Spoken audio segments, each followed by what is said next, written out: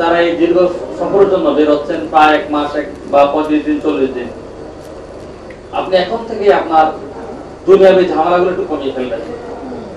আপনার দেনা পানা, কার কার কাছে টাকা দেনা আছেন, কার হক নষ্ট করেছেন, হকুল ইবাদ যেটা আল্লাহ তাআলা ক্ষমা করবেন না। শহীদ হলেও বলা হয়েছে হকুল ইবাদত করে আল্লাহ ছাড় দিবেন না। সুতরাং এই একটু সময়ের মধ্যে আমি আমার পানা দেনা, আমার হকুল ওয়ালিদাইন, হকুল নাস, এই বিষয়গুলো আমি এখন থেকে সমাধান করার চেষ্টা করব। প্রত্যেকের পাওনাটা আমি বুঝে দেওয়ার চেষ্টা করব। যেটি সম্ভব নয় সেটা আমি ওসিয়া করে যাব, যে তোমরা আমার এক্সপেরিয়েন্সে আমি যদি আজকে চলে যাচ্ছি ফিরে না আসতে পারি। মনে করবেন এটা আপনার জীবনের শেষ সফর। আপনি হতে পারে দোয়া এভাবে করতে পারেন, আল্লাহ তাআলা আমার হজের পরে যেন আমার মউতটা মদিনায় হয়, আমি যেন জান্নাতুল বাকিতে ঘুমাতে পারি, এভাবে দোয়া করে রাখতে পারেন। আর মানসিকভাবে প্রস্তুতি নেবেন, দেশে আর ফিরে আসবেন না। এই প্রস্তুতি নিয়েই আপনার ফ্যামিলির প্রতি, পানাদারদের প্রতি, দেনারদের প্রতি আপনার কি কি করণীয় এই বিষয়গুলো আপনি সমাধান করে যাবেন। সবার থেকে আপনি সুন্দরভাবে ফয়সালা করে ক্ষমা চেয়ে নিয়ে যাবেন। আমরা তো আগে মদিনা যাচ্ছি, আমাদেরকে ইহরাম মানতে হবে না, সবাই জানেন মনে হয়। যারা মদিনা আগে যাবেন ইহরাম মানতে হবে না। জেনারেল ড্রেসে বাংলাদেশ থেকে আপনারা বের হবেন। যারা আগে মক্কায় যাবেন খবর নিয়ে নেবেন আপনার কয় তারিখে ফ্লাইট, তারা ঢাকা এয়ারপোর্টে ইহরামের কাপড় পরে ফেলবেন। ঢাকা এয়ারপোর্টে আশকোনা 6 ঘন্টা আগে আসতে হবে সবাইকে। যেদিন যে সময় ফ্লাইট মিনিমাম 6 ঘন্টা পূর্বে আশকোনা চলে আসতে হবে। সেখানে আমাদের টিম থাকবে, আপনাদের সেখানে নির্দেশনা দিয়ে দেবেন। যারা মক্কায় যাবেন তারা ঢাকা এয়ারপোর্টে এসে ইহরামের কাপড়টা পরে ফেলবেন। যারা শারীরিক কষ্ট মনে করেন এখনই করা সম্ভব না, তারা অন্তত বিমানে গেটে হলো পরে ফেলবেন। যখন বিমান ছাড়বে এর আগ মুহূর্তে সৌদি পাঠান ইমিগ্রেশন বাংলাদেশে হয়ে যাবে। আপনার বিমানে গেটে হলো ইহরামের কাপড়টা পরে ফেলবেন পুরুষরা। মহিলাদের জন্য নির্ধারিত কোনো ইহরামের কাপড় নেই। মহিলারা শুধুমাত্র হাত মোজা এবং মুখ খোলা রেখে যে কোনো ড্রেস করতে পারবেন। আমরা তার আগে মদিনা যাচ্ছেন আগামী 17 তারিখে ইনশাআল্লাহ। দুইটা ফ্লাইট আমাদের মদিনা যাচ্ছে, এক ফ্লাইটে হলো 48 জন, এক ফ্লাইটে হলো 40 জন। মদিনা যাওয়ার আগ পর্যন্ত আপনাদের কাজ কি হবে, মদিনায় গিয়ে আপনাদের কাজ কি হবে, আমাদের আলোচনা হয়তো পরিপূর্ণভাবে আসে নাই। আমার একটু অনুরোধ থাকবে, মদিনায় এখনো আল্লাহ রাসূলের রওজার উপরে একটা আয়াত লেখা আছে, ইয়া আইয়ুহাল্লাযিনা আমানু লা তারফাউ আসওয়াতাকুম ফাওকা সাওতিন নাবিয়্যি ওয়া লা তাজহারু লাহু বিল কওলি কাযাহরি বা'দিকুম লিবা'দিন আন তাহবাতা আমালুকুম ওয়া আনতুম লা তাশউরুন। এটা একটু লম্বা একটা কথা আছে। আল্লাহ তাআলা বলতেছেন, যারা আল্লাহ রাসূলের সামনে জোরে কথা বলবে, আল্লাহ রাসূলের আওয়াজে সে তাদের আওয়াজ বড় হয়ে যাবে। আল্লাহ তাআলা বলতেছেন এভাবে আনতাহবাতা আমালুকুম, এটা যত আমলই করুক, যত ভালো কাজই করুক, এরকম আমলে আমার কাছে কবুল হবে না, সব বরবাদ হয়ে যাবে, সব ধ্বংস হয়ে যাবে। মদিনার অন্যতম সুন্নাহ হলো আল্লাহর রাসূল অনুরোধ থাকলো, মদিনা উঁচু স্বরে কথা বলা যাবে না। চলাফেরা, আচার আচরণ, অ্যাটিটিউড কখনো বক্রতা দেখানো যাবে না, কখনো গোজামিলে আশ্রয় নেওয়া যাবে না, তাহলে বেয়াদবি হয়। এটা কোরআনের ঘোষণা। তাহলে আপনার আমলগুলো কষ্ট করে যাচ্ছেন, আমলগুলো বরবাদ হয়ে যাবে। এজন্য ইস্তেগফার করে যখন বাংলাদেশ থেকে রওনা হবে মদিনার উদ্দেশ্যে, পুরো রাস্তা আমাদের যাবো দূর দূর করে। মদিনার মূল আমল হলো আমরা দূর দূর করে থাকবো, আমরা আল্লাহর উপর দূর পেশ করবো। কি ধরনের দূর পড়বো? লম্বা দূর দরকার নেই। সাল্লাল্লাহু আলাইহি সাল্লামের দূরটা পড়ে না, সবাই পারে না। দ্রুত ইব্রাহিম পড়ে না, নামাজ যেই পড়ে দ্রুত ইব্রাহিম পড়ে উত্তম দ্রুত। আসসালাতু ওয়াসসালামু আলাইকা ইয়া রাসূলুল্লাহ, এই দূরটা পড়েন। কন্টিনিউ আমরা দূর দূর করে থাকবো। মদিনার আমল হবে এটি আমাদের। মদিনা যাওয়ার পরে আমরা একদিন সমগ্র ইনশাআল্লাহ রিয়াজুল জান্নাহ আমরা প্রবেশ করব, পারমিশন ইনশাআল্লাহ আমরা সবাই পেয়ে যাব। একদিন আমরা সাইট সিইং করব মদিনায়, দর্শনীয় স্থানগুলো আমরা দেখে নেব। এর বাইরে ব্যক্তিগতভাবে অনেকে বদর ময়দানে যেতে চান, অনেকে জিন পাহাড়ে যেতে চান, এটা আপনাদের ব্যক্তিগত উদ্যোগে কেউ যেতে চাইলে ভিন্ন বিষয়। মদিনায় আমরা যে সময়টুকু থাকবো পুরো সময়কে আমরা কাজে লাগানোর চেষ্টা করব। মদিনা হলো আল্লাহ রাসূলের উসতির কারণে উনি ওখানে শুয়ে আছেন, এই কারণে বুজুর্গানে কেরাম মদিনায় খুবই কম থাকার চেষ্টা করতেন, বেয়াদবি হয়ে যায় কিনা, আমল নষ্ট হয় কিনা। আল্লাহ রাসূল সালাম দিয়ে মদিনা থেকে বিদায় নিতেন ম্যাক্সিমাম বুজুর্গানে কেরাম। মদিনায় আপনি ভুলেই যাবেন যে মদিনায় আমার কত ওয়াক্ত নামাজ হলো। এই আকীদা পোষণ করলে আপনার আমলের, আপনার হজের ত্রুটি শুরু হয়ে যাবে। এই আকীদা না কোরআনে আছে, না হাদিসে আছে, না কোনো মাসালার কিতাবে আছে। অনেক করেন মদিনায় কত ওয়াক্ত নামাজ হলো। আমরা মুখী হবো কাবামুখী, আল্লাহ রাসূলকে সালাম দিয়ে আমরা মক্কায় চলে আসবো। মদিনা আমরা যে কদিন থাকতে পারি 5 ওয়াক্ত নামাজ, মক্কা মদিনা সব জায়গায় জামাতের সাথে আমার 5 ওয়াক্ত নামাজ পড়বো, এটা সিদ্ধান্ত নেবেন। এই সফর আমার একদিনও তাহাজ্জুদ নামাজ কাজা হবে না, এই সিদ্ধান্ত নেবেন। এই সফরে রাত 2-3টার পর আমাকে আর ঘুমে কেউ পাবে না ইনশাআল্লাহ। রাত 2-2:30 বেজে গেছে, ওযু করে আমি চলে যাবো বাইতুল্লাহর দিকে। অবশ্যই এটা আমাদের মূল প্রস্তুতি। ঘুরতে গিয়ে, কেনাকাটা করতে গিয়ে, জিয়ারা করতে গিয়ে কখনো আমি নামাজ জামাত কাজা করবো না ইনশাআল্লাহ। তার মদিনার ক্ষেত্রে আমরা এই বিষয়গুলো খেয়াল করবো। মদিনায় জোহরের নামাজের পরে, আসরের নামাজের পরে, ফজর নামাজের পরে জানাজা হয়, জানাজা সব নামাজে হয়। ওই সময় এই ইয়েকে মৃত ব্যক্তিকে নিয়ে জান্নাতুল বাকিতে যাওয়া হয়, ওই সুযোগে তারা পুরুষরা রয়েছেন জান্নাতুল বাকিতে ঢুকে যেতে পারবেন। ফজরের পরেও খোলা হয়, অনেক সময় জোহর আসরের পরেও খোলা হয়। আমরা এইভাবেই সুযোগ গ্রহণ করি। জান্নাতুল বাকিতে যাওয়ার জন্য নামাজ পড়ে সিরিয়াল ধরুন, ওই পাশে নামাজ পড়বেন, যেবার দিয়ে জান্নাতুল বাকির গেট খোলা হয় ওই দিয়ে জান্নাতুল বাকিতে সময় ঢুকে যাবেন। তাহলে মদিনার সাহাবীদের কবরগুলো সেখানে ঢুকে আপনারা দেখতে পারবেন ইনশাআল্লাহ। আমরা যদি আগে মক্কায় যাই তাহলে আমরা বলছিলাম ঢাকা থেকে আমরা ইহরাম বাঁধবো। ঢাকা থেকে ইহরাম বাঁধার পরে আমরা ইনশাআল্লাহ এই ইহরাম বাঁধাটা কিন্তু উমরার অংশ না। ইহরাম বাঁধার একটা ড্রেস পরলেন বা জাস্ট আপনি ওযু করে নেবেন, দুই রাকাত নামাজও পড়ে নেন। যখন আমরা মিকাত ক্রস করব এর আধা ঘন্টা আগে বা একটু আগেই বিমানের ঘোষণা দিয়ে দেওয়া হবে, যারা উমরা করতে যাচ্ছেন তারা এত মিনিট পরে মিকাত আসবে, তারা ইহরাম বাঁধুন, বিমানের ঘোষণা দেওয়া হবে। তখন আপনি তালবিয়াটা পড়ে নেবেন, পুরুষরা জোর করবেন, মহিলারা আস্তে আস্তে পড়ে নেবেন। আপনি হজ করতে যাচ্ছেন তালবিয়াটা পারেন না, তাহলে খুবই দুর্ভাগ্য। আগে পারেন না, এখন শিখে ফেলেন। লাব্বাইক আল্লাহুম্মা লাব্বাইক তালবিয়াটা এখন শিখে ফেলেন। যে পড়তে পারেন না বাসায় ছেলে মেয়েদের শয়তানি নিয়ম পড়ে ফেলেন, মুখস্থ করে ফেলেন। শত চেষ্টা করুন শুদ্ধভাবে মুখস্থ করে ফেলেন তালবিয়াটা। তাহলে ইহরাম বললো আমরা মিকাতের মধ্যে তালবিয়াটা পড়বো জোরে জোরে, মহিলারা আস্তে আস্তে পড়বো এবং সেখানে নিয়ত করে নেব। হজের নিয়ত না, সেটা হলো উমরার নিয়ত। আল্লাহুম্মা ইন্নী উরিদু উমরা ফায়াসসির লি ওয়া তাকাব্বাল মিন্নি। বাংলা বলতে পারেন আল্লাহ আমি উমরা করতে চাচ্ছি, আমার উমরাটা সহজ করে দিন, কবুল করে নিন। বাংলা এভাবে বললে হবে। আবার মদিনা থেকে মক্কা আসার দিনও মদিনায় হোটেলে বসে ইহরাম বেঁধে ফেলবেন। যদি আমরা মক্কায় আসবো হোটেলে আপনি ইহরাম কাপড় পরে ফেলবেন। মিকাতে এসে জুলহুলাইফা বা বীরে আলীও বলা হয়, ওখানে এসে আমরা দুই রাকাত নামাজ পড়ে উমরা নিয়ত করে নেব। কাপড় আমরা হোটেলে পরে ফেলবো, আর এখানে বাংলাদেশ থেকে আমরা ইহরাম কাপড় পরে ফেলবো। মক্কায় যাওয়ার হোটেলে গিয়ে আগে হোটেলের একটা কার্ড নিয়ে নেবেন। মদিনাতে হোটেলে গিয়ে আগে হোটেলের কার্ড নিয়ে ফেলবেন। মক্কা মদিনা হারাবেন না, এটা হতে পারে না। ম্যাক্সিমাম লোকে হারিয়ে যায়। তওয়াফ করতে যাবো আমরা দেখা যায় 50 জন, তওয়াফ 7টা চক্কর শেষে পাওয়া যায় 20 জনকে, 30 জনকে পাওয়া যায় না। এই ভিড়ের মধ্যে এই চক্করের মধ্যে অনেকে হারিয়ে যাবে। হারানোটা হলো স্বাভাবিক, এটা একটা সুন্নাহ ধরে নেন, মক্কা মদিনার সুন্নাহ। কারণ হারিয়ে গেছেন, আপনার কাজগুলো মুখস্থ থাকে, তাহলে আপনার মধ্যে ভয় রাখবে না। এরপরে কাজটা করে ফেলি। আল্লাহর রাস্তায় কখনো একা হারাবেন না। যারা হারাচ্ছেন স্ত্রীকে নিয়ে হারান, যারা হারাচ্ছেন মাকে নিয়ে হারান, হারাচ্ছেন জোড়া জোড়া হারান, তাহলে আপনার টেনশন কম লাগবে। বুঝতে পারলাম কিনা? হারাবেন জোড়া জোড়া হারাবেন, তাহলে টেনশন কম হবে, একা থাকবেন না, কখনো বিচ্ছিন্ন হবেন না। মান সাজ্জা সুজ্জা বিন্নাস ক্বাল রাসূলুল্লাহ সাল্লাল্লাহু আলাইহি ওয়াসাল্লাম, যে বিচ্ছিন্ন হলো সে সিদ্দিকই ক্ষতিগ্রস্ত হলো। সুতরাং বিচ্ছিন্ন থাকবেন না, দলবদ্ধ থাকবেন। মক্কা মদিনায় গিয়ে আমরা হোটেলের কার্ড নিয়ে নেব আগেই। এই কার্ডটা আমার ব্যাগে সাইডে কোথাও আটকে রাখবো, প্রয়োজনে পিন মেরে রাখবো। ব্যাগে এই কার্ডটা হারাবেন না। আপনি হারিয়ে গেলেও কাউকে দেখালে কার্ডটা আপনাকে হোটেলে পৌঁছিয়ে দেবে। আর আপনার আইডি সহ অনেক কার্ড থাকবে, আমাদের নাম্বার থাকবে, আমাদের হিসাবে ব্যাগের মধ্যে মক্কা লোকজনের নাম্বার আছে, সেটা সহযোগিতা হবে, অসুবিধা নেই। আপনি হারিয়ে যাবেন, যাচ্ছেন, হারিয়ে গেলে ভয় পাওয়ার কিছু নেই, ভয় পাবেন না ইনশাআল্লাহ। হোটেলে গিয়ে আগে কার্ড নিয়ে ফেলবেন, তারপরে রুমে উঠবেন, রুমে একটু রেস্ট নেবেন। আমরা একটা কাজ সবসময় ভুল করে ফেলি। আজকে আলোচকের কথাটা বলছিলেন, আমার খুব কষ্ট হয়। এত কষ্ট করে আপনি হজ করতে যাচ্ছেন, এত টাকা ব্যয় করে। এখানে কারো কারো হজ আছে 10-12 লাখ টাকা হজও আছে, এখানে আছে 10 লাখ টাকা ব্যয় করতেছেন পার পারসন। শয়তানের মূল কাজই হলো আপনার হজটাকে নষ্ট করে দেয়া। এই কথাটা খুবই গুরুত্ব সহিত খেয়াল রাখবেন। শয়তানের কাজই হলো আপনার হজটা নষ্ট করে দেয়া। সেটা নষ্ট কিভাবে হয়? ইহরাম অবস্থায় মেজাজটা গরম করে দিতে পারলে শয়তান সফল। আপনি ইহরাম অবস্থায় আছেন, আপনি এমন পড়ে গেলেন, জাস্ট আল্লাহ আমার টাকার অবস্থা নাকি আজকে দেখাই নেবো, আমি প্রোফাইল না আবার আগামী বছর হজ করবো। লাভ হলো কি ভাই? আগামী বছর হজ করতে পারবেন, গ্যারান্টি আছে? এক জায়গায় শয়তান সফল হয়। মক্কা ঢোকার পরে আমি দেখেছি অধিকাংশ হাজির মেজাজটাকে কেন যেন শয়তান এই জায়গায় এসে উস্কিয়ে দেয় অধিকাংশ হাজিকে। প্রথমে সে দেশে খবর ছিল তার আমিত্ব, তার অবস্থা, আর ওখানে গিয়ে তো মনে করে না আমি অন্য সাথে আমি সমান হতে পারি না, এখানে সবাই সমান হওয়া লাগবে।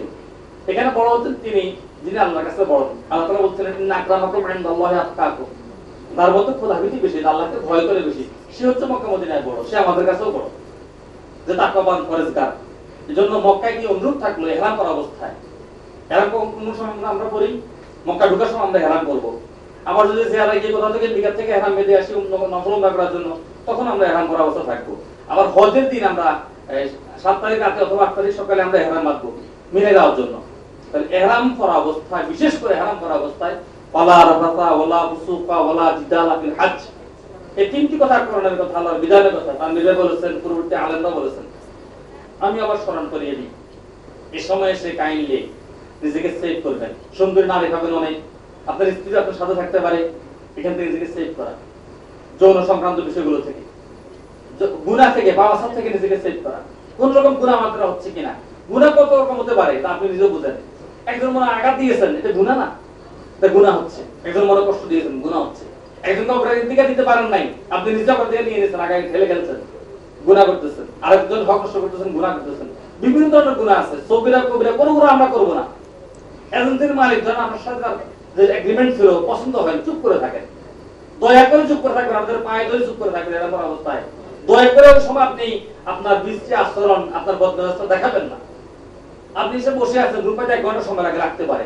হাজি গেলে একসাথে 100 জন হাজিকে রুম ডিস্ট্রিবিউশন করে দিয়ে একটু সময় রাখতে পারে। আমি আসছি, আমার রুম নাই কেন, রেডি নাই কেন, পানি নাই কেন, এই নাই কেন, সেই নাই কেন, এই অবস্থা কেন, আমি হোটেলে থাকবো না, সাপোজ বলে ফেললেন, মেজাজ গরম করলেন, আপনার রুমটা নষ্ট হয়ে গেল, আপনার এখানটা নষ্ট হয়ে গেল। মানে আপনি দম দিলেন না, আপনি পাড়া দিলেন, কিন্তু আপনি যে হজটা পুনরায় ফিরে পাবেন না। আপনি যাবেন মিনাতে, মোয়াল্লেম সমাপ্ত টান দিয়েছে রাত 9টা গাড়ি আসবে, আপনি এরকম করে বসেই আছেন, অসুস্থ মানুষ, কিন্তু গাড়িটা আসলে পরের দিন সকাল 10টায়, আমার কিছু করার থাকবে না। এটা তো আমি যাই না, আবারও বলি। আপনি যাবেন মদিনায়, মক্কা থেকে মদিনায়, গাড়ি আসার কথা সকাল 10টা, সে গাড়ি আসছে বিকেল 3টায়, আমার কিছু করার নাই ক্ষেত্রে। সৌদি আরবের টোটাল গাড়ি মেনটেন করে সৌদি মোয়াল্লেম, এটা খেয়াল রাখতে হবে আপনাদের। কিন্তু যাচ্ছেন আপনি 5 ঘন্টা অপেক্ষা করলেন, গাড়ি চলে আসছে, এখন আপনাকে পাওয়া যাচ্ছে না, এখন আপনি গেছেন রুমে, টয়লেটে, আপনি গেছেন এখান থেকে কেনাকাটা করতে, আপনি দেশে বলেন আমি 5 ঘন্টা বসলাম, আমার 1/2 ঘন্টা বসছেন নাই কেন, এটা হবে অযৌক্তিক। কথাটা বলছেন কিনা? কারণ আপনি 5 ঘন্টা বসতেন, যে গাড়ি নিয়ে আসছে সে 1/2 ঘন্টা বসবে না, সে আমার নিয়ন্ত্রণে না, সে তার মতো করে চলবে, তার মৌলের নির্দেশনা অনুযায়ী সে চলবে। এই জন্য আমরা কষ্ট করতে হবে, আমরা বসে থাকতে হবে। ওদের ফল্ট নয়, ওদের জবাব দিয়ে আল্লাহর কাছে করবে, আমাদের ফল্টে তারা এক্সকিউজ করবে না। কাইন্ডলি এই বিষয়গুলো তখন আপনি খেয়াল করতে পারবেন যখন আপনার মধ্যে ধৈর্য থাকবে। এই জন্য বারবার আমরা বলি, হজরত মূল কাজ হলো, মূল লেসন হলো, মূল শিক্ষা হলো সবর সবর সবর। এই যে আপনি ফেল করলে আপনি ব্যর্থ হবেন না। ধর আপনি তো অনেক ভালো রাখলাম, আমি অনেক আপনার যা চাইছেন অনেক বেশি পেয়েছেন, আপনি আপনার কোনো অভিযোগ নেই, কিন্তু আপনার কোন একটা আচরণে, কোন একটা অ্যাটিটিউড দিয়ে আপনি আপনার হস্ত নষ্ট করে দিলেন, আপনার 12 টাকা দিয়ে কি লাভ হলো ভাই? কি লাভ হলো বলেন? এত টাকা ইনভেস্ট করে কি লাভ হলো? আপনি একটু কষ্ট করেছেন, নীরবে সয়ে গেছেন, আপনি অনেক কিছু পান নাই মনে করতেছেন, নীরবে সয়ে গেছেন। যদি আপনি আল্লাহকে ম্যানেজ করে আসতে পারেন, যদি আপনি সফল একটা হজ বাস্তবায়ন করে আসতে পারেন, তাহলে তো আপনি সফল। দুনিয়ার সফলতাই মূল সফলতা নয়, মা বোনরা খেয়াল রাখবেন, ভাই বোনরা খেয়াল রাখবেন, পরকালীন সফলতাই হলো মূল সফলতা। আমি আল্লাহর কসম একটা কথা বলেও আমার নিজেকে সেভ করার জন্য আমি বলি নাই, আপনাদের সফল সুন্দর সুস্থ হওয়ার জন্য কথাগুলো বলেছি। আমার পর ভুল ত্রুটির জন্য আমাদেরকে বলবেন, পার্সোনালি বলবেন, আপনি ইহরাম শেষে বলবেন, উমরা করার পরে বলবেন, হজের পরে বলবেন, আগে বলবেন, পার্সোনালিটাকে বুঝায় বলবেন। কিন্তু এমন কোনো কাজ করবেন না যে আপনার হজের ক্ষতি করবে, আপনার হজটা নষ্ট হয়ে যাবে, এমন কোনো কাজ দয়া করে কেউ করবেন না। সম্মানিত ভাইরা, মক্কা এসে আপনারা সময় বলেন যে আমাদের কর্মসূচি কি এজেন্ডা দেন, এখন কাজ কি, এখন কাজ কি? আমাদের ডেইলি কোনো কর্মসূচি নেই, আমরা জানাবো। মক্কায় গিয়ে আমরা প্রথম উমরা করে ফেলবো, আমরা কিভাবে করেন বলা হয়েছে, এরপর আমরা গাইড দেবো। প্রত্যেকটা আমরা আমাদের টিম থাকবে, পুরাতন লোক থাকবে। উমরা করে আমরা তো চুল ফেলে দেবো, সাধারণ ড্রেসে চলাফেরা করবো। এরপরে কি কি জিনিস সাথে নিয়ে যাবেন আমরা কাগজ ধরে দিয়েছি, এর বাইরে আপনার প্রয়োজনে যা প্রয়োজনে তাও আপনি নেবেন, সব জিনিস বুকিং ব্যাগে দেবেন না, কিছু হাত ব্যাগেও দেবেন, এটা বলা হয়ে গেছে। সৌদি আরবের মূল কাজ হবে, মক্কা মদিনার মূল কাজ হবে, আমি আগে বলছিলাম 5 ওয়াক্ত নামাজ জামাতে পড়া। প্রতিদিন রাত মিনিমাম 2:30 থেকে 3টার মধ্যে আপনি কাবা ঘরে পৌঁছে যাবেন, মসজিদের নববীতে পৌঁছে যাবেন, ফজর নামাজ পড়ে এসে নাস্তা করে ঘুমিয়ে পড়বেন। সকাল 10টার মধ্যে আবার আপনি ঘুম থেকে উঠে গোসল করে চলে যাবেন মসজিদের নববীতে বা বাইতুল্লাহর দিকে, 10টার মধ্যে চলে যাবেন। জোহর নামাজ পড়ে রুমে চলে এসে খাওয়া দাওয়া আবার ঘুমিয়ে পড়বেন, আরেকবার ঘুমাবেন। আসর নামাজের জন্য মিনিমাম 3টার মধ্যে বের হতে না পারলে মক্কার মধ্যে বিশেষ করে আপনাদের দূরে দিয়ে ঘুরাই দিবে, রাস্তাটা চেঞ্জ করে দিবে। নামাজের 1 ঘন্টা আগে একটু দূরত্ব বাড়িয়ে দেয়, আধা ঘন্টা আগে আরো দূরে বাড়িয়ে দেয়, নামাজের আগে আসলে একদম দূরে পাঠিয়ে দেয়। এই জন্য প্রত্যেকটা নামাজের মিনিমাম 1-1.5 ঘন্টা আগে বের হওয়ার চেষ্টা করবেন। আসর নামাজের জন্য বের হয়ে যাবেন মিনিমাম 3টার মধ্যে, জোর পড়ে 1টার মধ্যে বা 1:30টার মধ্যে ঘুমিয়ে যাবেন, 1-1.5 ঘন্টা ঘুমাবেন। তারপরে আপনি আসরের জন্য বের হয়ে গেলেন, আসর মাগরিব এশা পড়ে রুমে আসবেন, আসর মাগরিব এশা পড়ে রুমে আসবেন। বসে কোরআন শরীফ পড়েন, বসে বসে ইবাদত বন্দেগী করেন, জিকির আজকার করেন। প্রত্যেকটা আমলে তো আলহামদুলিল্লাহ 1 লাখ পাচ্ছেন আপনি, সই সুন্দরভাবে ক্লাসের সহিত আপনি আমলগুলো করুন। এসে নামাজ পড়ে রুমে এসে খাওয়া থেকে গল্প করবেন না আল্লাহর সাথে। হজের আগে যারা হজ তামাক্কু করতেছে, আমরা একটা উমরা, অনেকে নফল উমরা করে, এটা ভিন্ন বিষয়। আশা মসজিদ থেকে উমরা করে, অনেকে তাইফে গেলে সেখান থেকে আগের সময় উমরা করে। হ্যাঁ, মসজিদ থেকে এসে উমরা করতে হবে। আমরা উমরা করে নিতে মক্কা ঢুকবো, উমরা করে নিতে মক্কা ঢুকতে এরা বিহীন ঢুকা যাবে না, ঢুকে আবার দম দিতে হবে, স্বাভাবিক ড্রেস করে যাবে, বলে ফেলবেন। একটা কথা ডাক্তার বলছে আপনি খেয়াল করছিলেন মনে হয়, নতুন জুতা নিয়ে যাবেন না, যে জুতোগুলো আপনি হজে ব্যবহার করবেন স্যান্ডেল বুট সাথে জোড়া নিয়ে যাবেন। মহিলারা ব্যবহারের জুতা নেবেন, সবগুলো জুতা ব্যবহারের জুতা নেবেন। নতুন জুতা নিলে এখন থেকে ইউজ করে পুরান করে ফেলেন, বিষয়গুলো খেয়াল রাখবেন। তো বলতে চাচ্ছিলাম আপনারা নামাজ পড়েই 8:30-9টার মধ্যে খাওয়া দাওয়া করে ফেলবেন। কিন্তু যারা ডায়াবেটিস বা বয়স্ক মানুষ খাওয়া দাওয়া করে ঘুমিয়ে যাবেন না, দয়া করে খাওয়া দাওয়া করে আধা ঘন্টা একটু গল্প করবেন, হাঁটবেন, হাঁটাহাঁটি করে খাওয়াটা একটু হজম করে 10টার আগে ঘুমিয়ে যাবেন। 10টার আগে আপনি ঘুমাতে পারলে রাত 3টায় উঠে যেতে পারবেন, আগের দিনে উঠে যাবেন। যিনি আগে উঠতে উঠে লাইট জ্বালিয়ে দেবেন না, যিনি আগে উঠতে উঠে লাইট জ্বালিয়ে দেবেন না, তাহলে তো একসাথে 4জন বাথরুমে যেতে পারবে না। আপনি আগে উঠছেন আলহামদুলিল্লাহ আরাম দিয়ে রাখেন, বাথরুমটা দ্রুত সেরে ফেলেন, এসে আরেকজনটাকে উঠাই দেন, আরেকজন শেষ আরেকজনকে উঠিয়ে দেন, তাহলে অন্যরা বসে থাকলে আপনার বিরক্ত হলো না। রুমে খেতে যাচ্ছেন একসাথে 4 মায়ের 4 বোন, 4 বাবার 4 সন্তান। একজন আজকে বললেন ভাই কাইন্ডলি একটু পানি এক গ্লাস পানি দেন তো। আপনি সেখানে থেকে বসেন, কি দেশে আমার 10টা কর্মচারী 50 লোক আমাকে সার ডাকে, আপনি আমাকে পানিটা পানিতে বলতেছেন।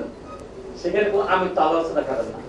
আমি বলেন বাসায় আমার 5টা কাজের বুয়া, আর আপনি আমাকে এখানে বলতেছেন যে এক গ্লাস পানি দিতে, একটা এই কাজটা উঠিয়ে দিতে, এমনটা করা যাবে না। সেখানে সবাই আল্লাহর মেহমান, খেয়াল রাখতে হবে আপনারা আল্লাহর মেহমান, আমাদেরও মেহমান না।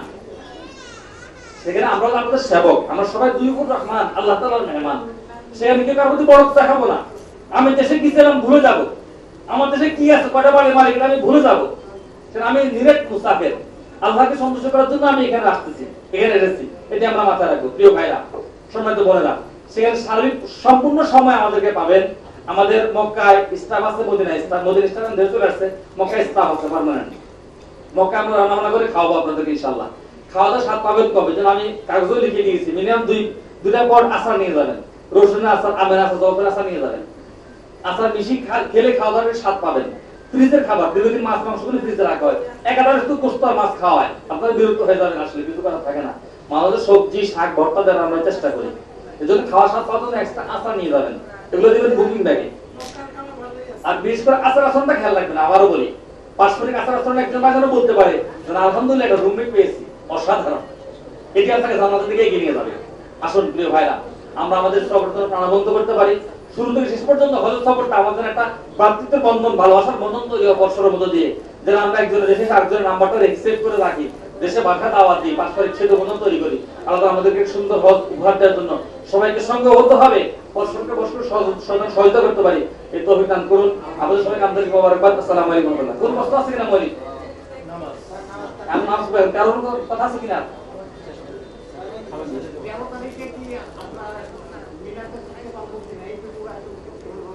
তারপরে কি ম্যানেজমেন্ট থাকে না, অবশ্য খাওয়া দাওয়া পাবেন না। আপনি থাকলে আপনাকে বাধা দেবে না, থাকতে পারবেন, কেউ বাধা দেবে না।